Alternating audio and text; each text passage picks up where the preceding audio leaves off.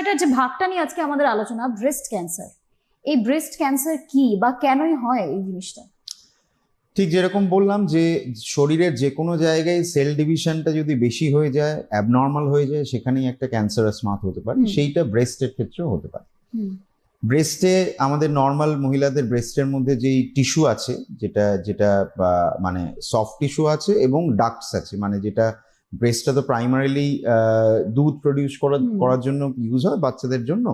তো সেই যেই ডাক্ট যেগুলো যেখানে মিল্ক প্রোডাকশন হয়, সেই ডাক্টের যেই লাইনিংটা, দেওয়ালটা, সেই দেওয়ালের সেল থেকেও ক্যান্সার হতে পারে।